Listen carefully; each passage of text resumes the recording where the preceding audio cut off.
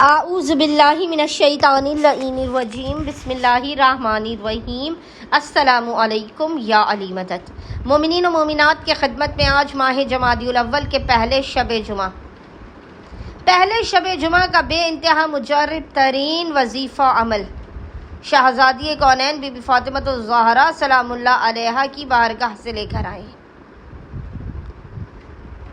یہ وہ مہینہ ہے کہ بی بی پر ڈھائے جانے والے مصائب کی انتہا اس مہینے میں ہو چکی ہے۔ اس مہینے میں بھی بی بی کی شہادت کی تاریخ ایک مخصوص ہے اور ایک جمادی الثانی میں بھی مخصوص ہے۔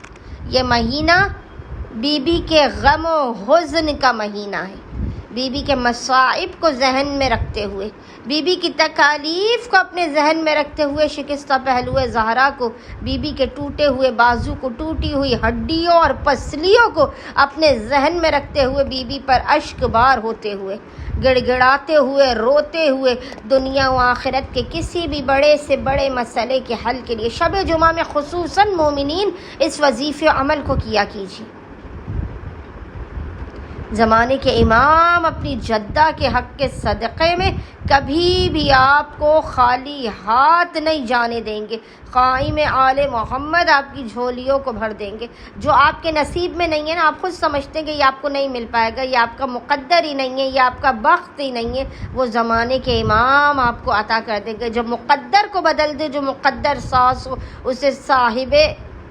امر کہتے ہیں، اسے قائم آل محمد کہتے ہیں۔ آج مومنین تاریکی شب میں ماں فاطمہ الزہرا سلام اللہ علیہا کے مصائب کو یاد کرتے ہوئے،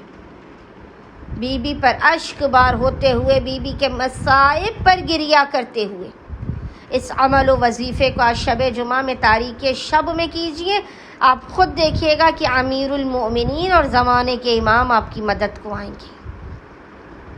بس مومنین و مومنات نے کرنا یہ کہ آج تاریکی شب میں آدھی رات کے وقت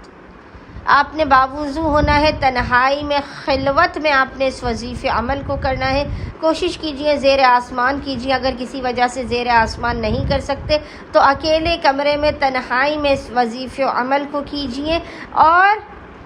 عمل کرنے سے پہلے بی بی کے مصائب کو،